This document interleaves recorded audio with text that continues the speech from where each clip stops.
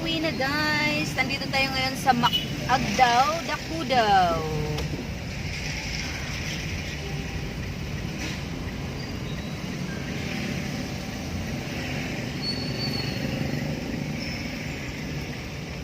Agdao, Dakudaw.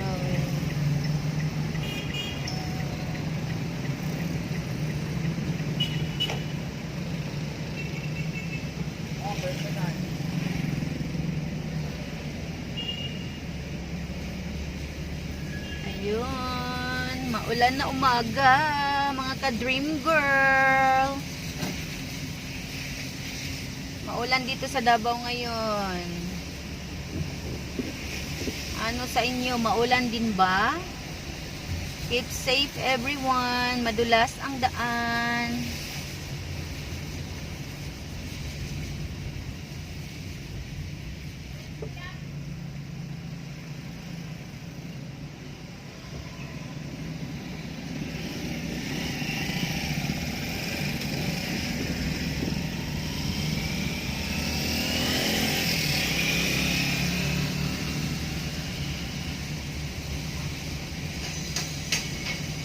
Grabe ang ano ngayon, nung isang araw, ang lakas ng ulan, mahangin, kaya minsan nawawala ang internet kasi maraming mga kahoy na natutumba.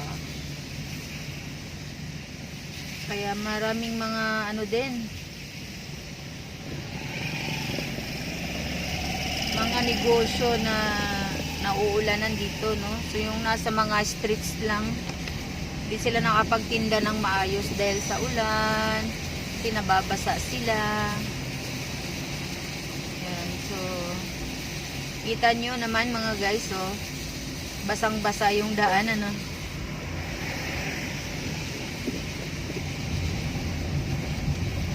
So ito yung kalsada ng Dakudaw, Davao City. Yan, oh. Papakita ko sa inyo mga ka-dream girl, kung taga Davao kayo, alam nyo na to. Kung hindi kayo taga Davao, nasa iba't ibang lugar kayo, nasa Manila kayo, Pampanga, Pasig, ganyan. So malalaman nyo na ito yung Dakudaw kasi ay pupunta ako ng Davao. Saan? Sa Dakudaw, di ba? So at least nakikita mo na. Yan. So shout out pala natin ang ating mga followers sa Dream Girl TV. Maraming salamat. Hindi ko kayo maisa-isa guys, kasi sobrang dami niya na po. So si Lord na lang bahala sa inyo. Manalangin na lang ako sa inyo. Pinapanalangin ko tong page natin kasi mag-ano tayo, magdo-donate tayo sa mga kids, ministry kids. So may ministry kasi kami dito sa church namin. So need kong tumulong sa mga kids. So yung mga isi-send nyo na mga stars dito sa ano natin, sa page natin, is iipunin natin yan mga ka-dream girl, tapos itulong natin sa mga kids. Okay, so papakainin namin sila dito. So kayo, papakita ko naman ang video kung ano, abangan nyo na lang yan pagdating ng mga ilang buwan, no? Makaipon na tayo or hindi natin alam, isang taon, ganyan. So depende sa kita natin dito sa page ko, na magiging page nyo na rin. So kahit nakashare kayo, nakalike kayo sa page natin, nakakatulong na rin kayo nyan.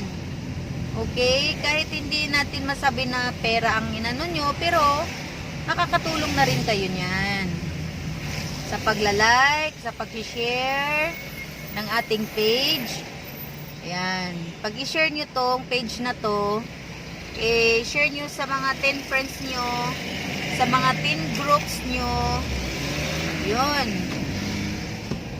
makakatulong tayo sa mga kids.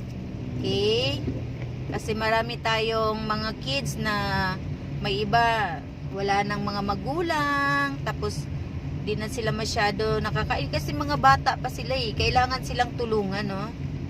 Kailangan natin silang bigyan ng kahit kunting damit, pagkain, syempre yun ang importante ngayon, pagkain, diba, para makakain sila ng maayos kahit papano, kasi mga bata wala pang trabaho yan, kailangan pa natin silang tulungan kasi sila yung pag-asa ng bayan, ano, sila yung mga bagong henerasyon.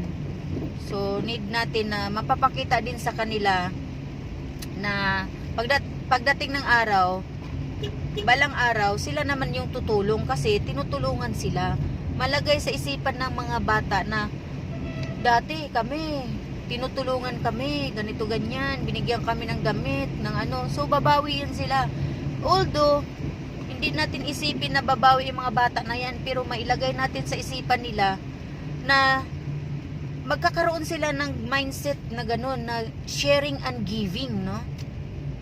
Mga ka-dream girl, yun yung tinatawag na sharing and giving. So, dahil sa video na to, kahit naglalakbay tayo, ngayon nagda-travel ako, hindi ko sinasamantala yung pagbi-video kasi nga may patutunguhan tong video natin, mga ka-dream girl. Pupunta ito sa mga bata, sa mga kids dito entire sa Davao. Hindi lang isang lugar ang pupuntahan. Marami din mga lugar na kung saan may mga bata na wala ng mga magulang, nasa sa tabi-tabi lang sila, nasa gilid lang sila. So need natin silang bigyan ng mga kunting tulong pag tayo kumikita dito sa page natin. Okay? So yun, mga ka-dream girl. Kaya ako nag-video ngayon kahit maulan ngayon dito. Alam ko lahat tayo pagpalain ni Lord. Keep safe na lang everyone. And abangan yung mga live natin. Yun yung mga i-share ninyo. Pag once nakashare kayo, no, nakakatulong na kayo mga ka-dream girl. Or stars, mag-send kayo ng stars. Ayan. So we help each other, no? So, thank you mga ka-dream girl. God bless you and keep safe everyone. Have a great day.